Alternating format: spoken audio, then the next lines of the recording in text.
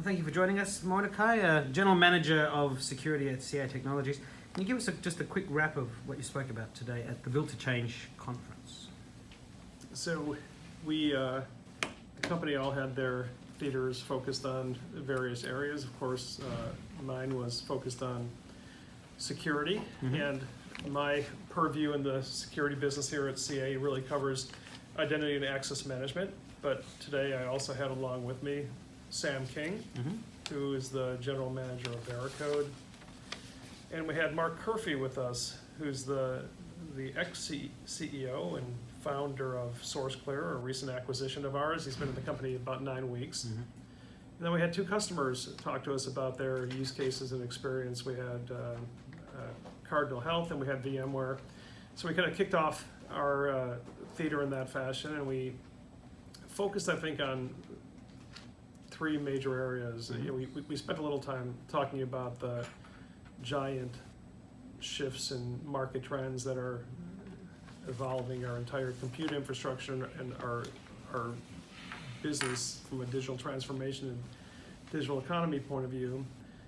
And the 3 areas that we primarily focused on is the importance of identity and access management in the next generation of security, with the general context that identity and access management is more important today than it was 5 years ago, and it's going to be more important 5 years ago than it is today, because it's one of the core tenets that underpins not only next generation security, but the trust framework for the digital economy. And then we wound up focusing on the fact that all the security that we're pretty familiar with, from firewalls and network security to IDSs, IDPs, it's all kind of being absorbed into the underlying infrastructure, our compute infrastructure, whether it's the cloud service providers or private clouds and the like.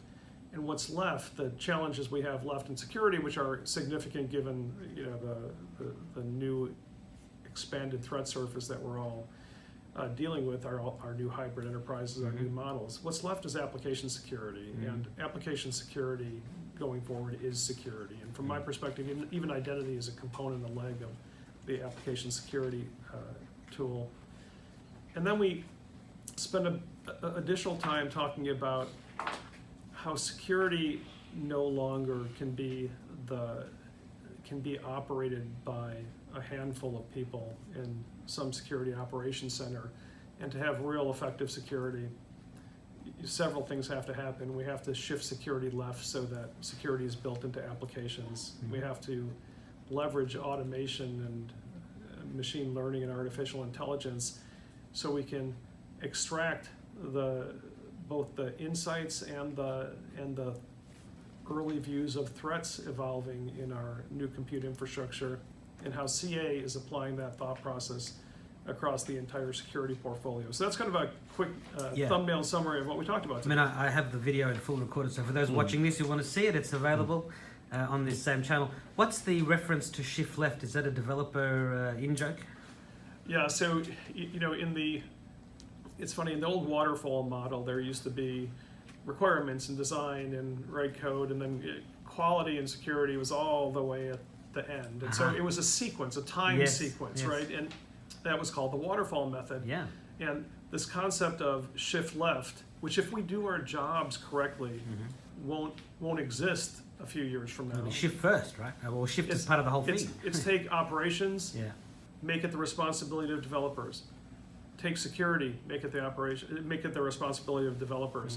And it involves not only kind of a technology and development process shift, it involves a cultural shift, because from the top down, from the CEO down, everybody has to realize that the security of their company, and their company in a digital model is every service and application they offer. The security of their company is the responsibility of the people who develop those digital services and applications. And that mindset, once they're empowered to do this, I think they run and embrace the concept of DevSec Ops, because it just makes their life easier. It's a set of tools and a process and a set of best practices that allows them to embed security as they write their applications. And it's not heavy lifting anymore. They don't have to become security experts to do it anymore. And so it's clearly a responsibility of theirs, and it'll come top down.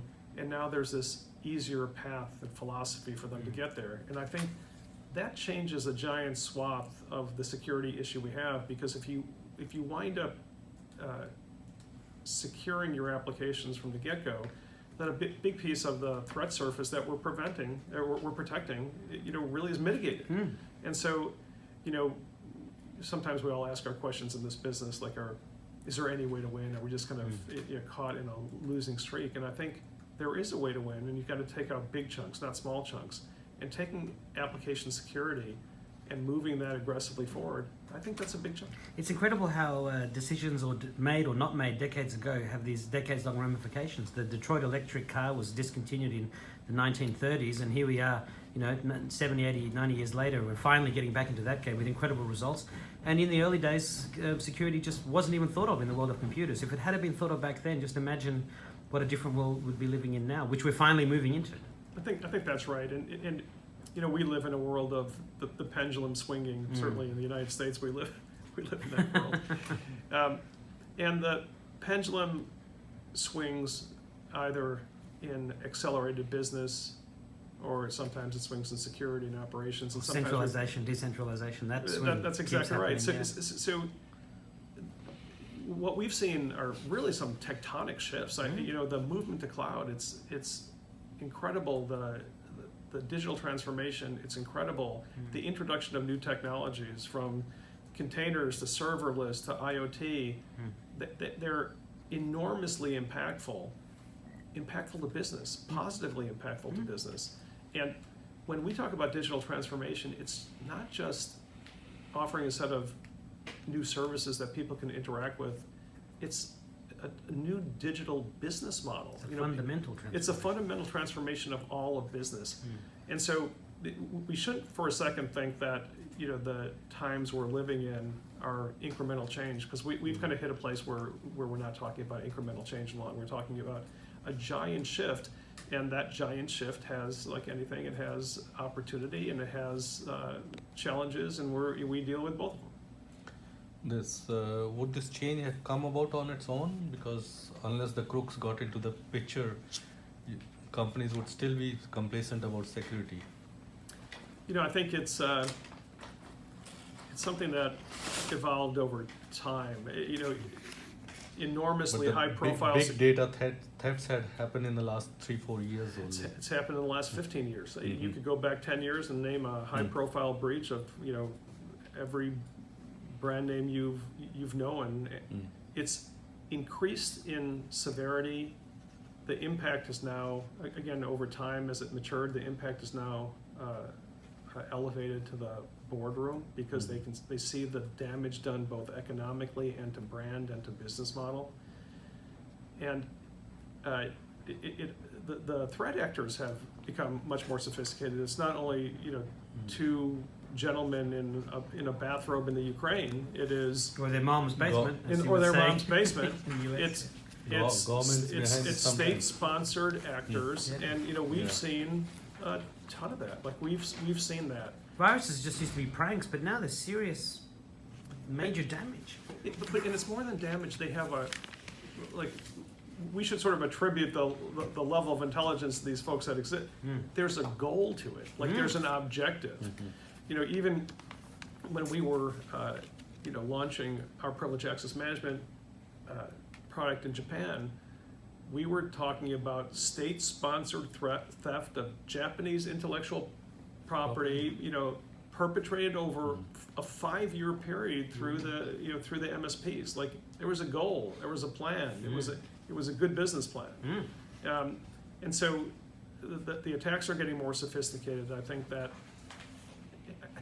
to me, the thing that put it over the threshold is when we realized our entire economy was going digital. And then you realize the risk associated with the threat surface and the level of sophistication of the actors involved. I think that flipped a switch in people's head, and they go, this requires real budget, real focus, and real focus from the boardroom, not only from 5 people sitting in the room with no windows. But can this threat be thwarted? Can it be stopped? Since it's it's assumed proportion, like you say, it's a state-sponsored actors behind it. I mean, even if you embed security right from the DNA of the software. So I think that, it's an antibody fight. Your body is always going to wind up being infected by germs and viruses. The battle won't stop, but what's clear is there are new approaches. If you take out little pieces of this, then there's no way to win. Mm-hmm. But if you can take out enormous chunks of it, if you can make applications themselves, every application rolling out, every new service, way more secure. I'll give you an example. When I talk to the CISO in our company, and he has his own CISO network, I ask him, what are you focused on? And he goes, I'm primarily focused on automation of security and security response. And I go, is that just because of budget reasons or you can't find the right people? And he goes, a big piece of it is you can't find the right people, but the other piece of it is we can't respond. Like if I had 20 people, it wouldn't matter. You can't respond to it in real time, and the volume of attack is significantly increased. But the interesting thing about the attacks, it's not some AI-driven, state-sponsored activity. It is botnets perpetrating the same attacks they did 10 years ago, SQL injection, the exact same thing. What the CISOs are fighting now, the reason they're leaning so heavily on automation, is they're still trying to take out the low-hanging fruit. We talked about, the earlier, enormous breach in the last 12 months, coming through a struts vulnerability. Yeah, that's bad. There's no excuse for that. There's no excuse. So there's things we don't know, and there's things we do know. We know that thing. But the volume of attack, and the reason you need automation, the volume of attacks has gone up. So, my CISO posed this question to me. He goes, there's a very large company, I won't mention the name, but they have a .com business and it's very, very big. And he goes, how many times do you think they get attacked in a month? And I knew he was fishing for a high number, so I go, I don't know, 10,000? He goes, 80 million times. 80 million times, 80 million times a month. So, how many That times a is second is that? 1,000 times every hour or something. but it's the same thing. Poke, SQL injection, have the top vulnerabilities of every application in the last 5 years. You Try don't and find patch. one unpatched server or something. That's what it is. And so the fear that we paint, and which may be real at some point in time, the thing we're worried about is state-sponsored actors with artificial intelligence. We're not even we can take out 95% of the threat surface by just doing the basics. Patching, yeah. And we're not doing the basics. And so, I mean, it's the zero-day attacks we have to really be worried about in that case. No, I think that's right, and that's where kind of containment, comes into play. And AI to detect heuristics to detect right, so unknown behavior. So detection and containment is very important for those kind of things. It's not the majority of attacks, and it's not even the majority of breaches. Every breach you've ever read about in the paper comes from only two places. It's a compromised identity, or it's they've come in through the front door of a known, not a 0 day, but a known vulnerability, known.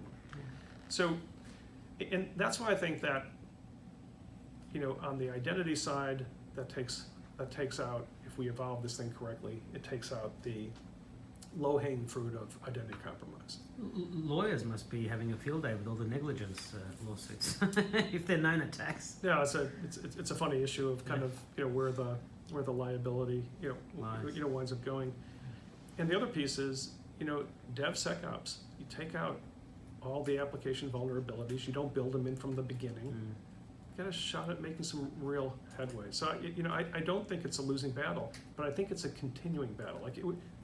The one magic bullet isn't going to come out of any company in Silicon Valley that says we've solved the problem. There's no solution to the problem.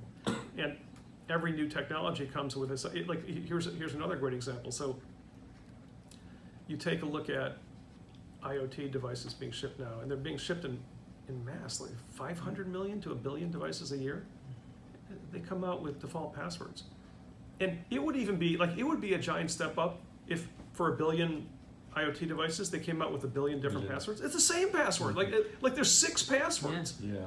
And so you compromise one, you compromise 100 million. I've only noticed in the past 12 months that some of these popular routers are now insisting that you set a different username and password. Where was that for the last 20 years? No, I think that's It's exactly. taken till 2017, 2018. The Norton Core router doesn't expose any services. You can only access it through a smartphone. And I was talking to the CTO of that, and he said, "I don't want to be at one of these hacker conferences and be embarrassed. We're going to make this thing impossible to break into, And they seem to have done it. Well, at long last. Yeah, so I think that's right. But if you think about that, Yeah. how difficult was that a conclusion to come to? Yeah. Clearly, it was Even- very hard because it took them 20 years. Even 10, 20 years ago, it No, would yeah, have been. right, That's why I yeah. said it's because the crooks have become smarter. The people, like you said, state I think we just sponsored. I think we just stayed dumber. We stayed dumber, and the stakes have gotten higher. The stakes have clearly Because we're, the stakes have clearly But gotten you higher. were talking about state-sponsored actors using AI. Now that gives you a nightmare if it happens. I think if we're using AI to defend, They are going to use. they're going to use AI because to they have their money, to they attack. have manpower, and they they're have well everything that you well have. financed. Yeah, that's what I want to ask because AI is very popular and that's why we have chatbot in recent years. And chatbot it's also a software, it's software driven. So each software should have its vulnerability. So is there any security loopholes in chatbot right now? And will it happen? If not, will it happen in the recent years, in the near future? I don't know the answer to the first question, and I'm sure it'll happen in the future. So, every service and app sped to market is written by people that don't have a lot of security training. It's just true. It's true. So, it happened to GitHub. It happened to Uber. Right? It happened and the thing that happened to Uber, we were kind of talking about. The major attacks aren't sophisticated. Uber put passwords in the clear of its users in GitHub, in the clear. In So- the clear. Equifax was doing the same Yeah. thing with Yeah, its own Equifax data. was really bad. So, again, some of this is rocket science. It is, and some of it's not rocket science. Okay, Dumb so science. Some people should be losing their jobs for being so negligent, or learning a lesson and not being allowed to make it a second time. no, I think that's right, and that's why I think it has to come from the top down. There's a cultural shift that has to happen as well, right? Because And it's happening. We're living it now. It's happening now. I think we are. By It is necessity. happening now. But still, at the end of the day, security is always security is framed in a company in terms of risk, right? What should we spend? What should the budget be? Because as we've all seen, we could tell it when we're doing this. The budgets are too small. I know they're too small. I don't even need to know the number. I know they're too small, right? And so, I think that another piece of evolution you'll kind of see around the fringes is people trying to quantify the risk associated with cyber, which I really think is a good idea, because then you can wind up building budgets off the back of that, because so many people aren't kind of funded with the right resources, don't have the right budget to buy tools, don't have the right budget. If they could find the people, then they don't have the right budget to hire the people. So I think there's some work in that area too, which I think will be helpful, because everything with security is at some level is just risk quantification and mitigation. That's what it really is, right? We as technologists talk about it in terms of security, but it's really a risk issue. And There's 25 big companies coming together to look into security issues. The top companies last year, they decided the 25 top companies should get together and look at security issues together. Is that a good way to go about it? I think it is a good way to go about it.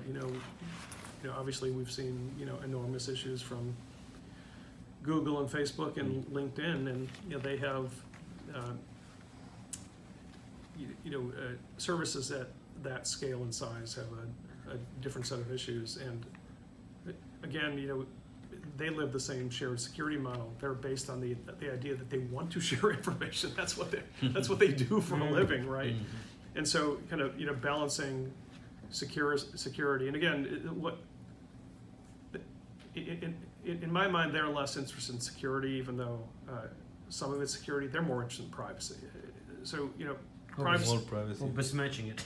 Oh yeah, and privacy is clearly going to be the issue of the decade. And it was funny.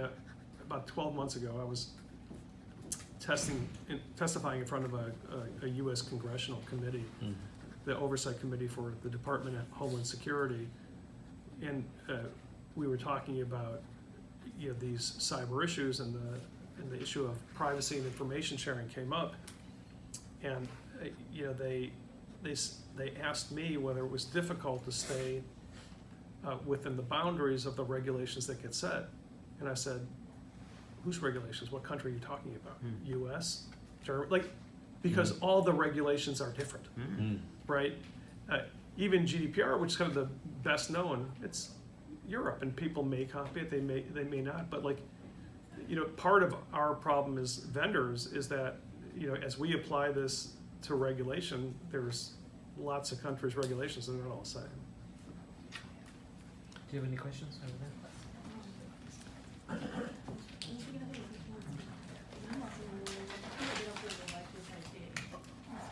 Quick break.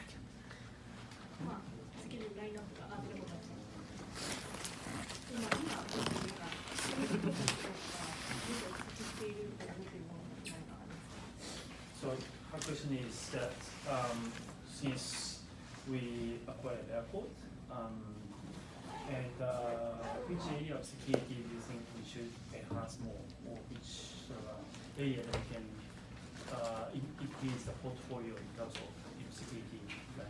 So you just saw us do that 9 weeks ago with SourceClear, so that we're trying to aggressively build out the most comprehensive DevSecOps portfolio we possibly can. So we bought Veracode for application security testing. We've now expanded it into software component analysis with SourceClear.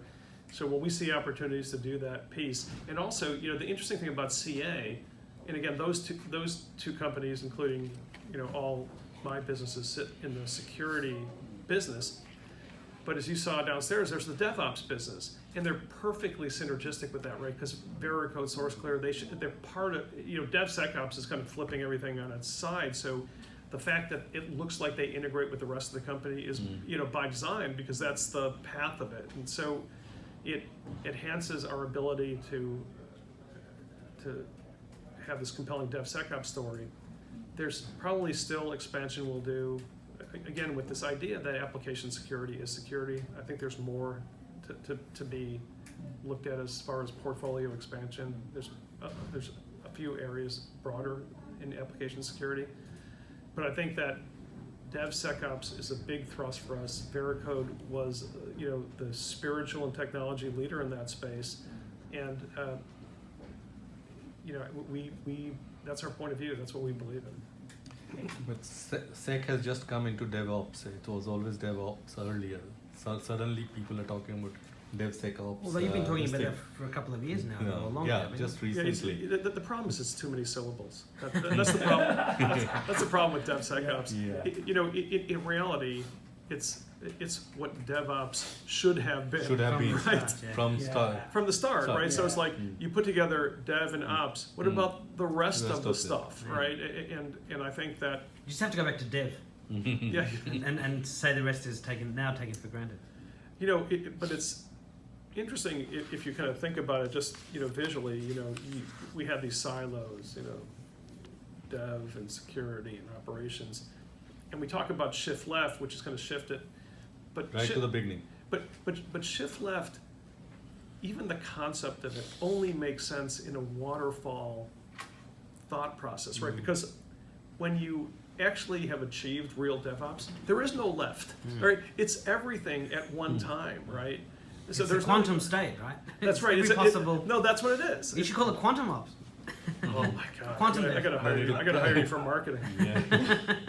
Well, they were being asked today in your session. I think it was. You know, they've got the circle, and it looks like it's the waterfall, and you know, you're using the figure 8, and you were trying to think of a new way. New symbol. Yeah, new symbol. Yeah, they're going to think of the quantum state. We should use the symbol that Prince was using for his name. That's it. There we go. Yeah. Right? That's what I'm thinking. There we go. What's your view on GDPR?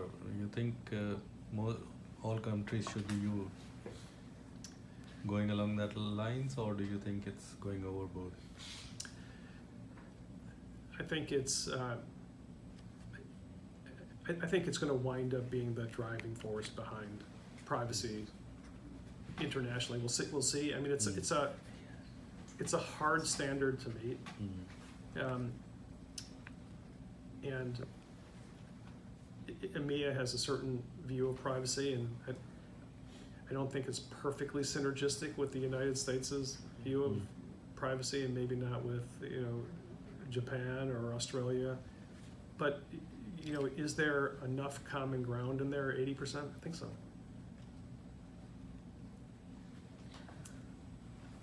Okay. Thank you very much. Thank you very much. Okay.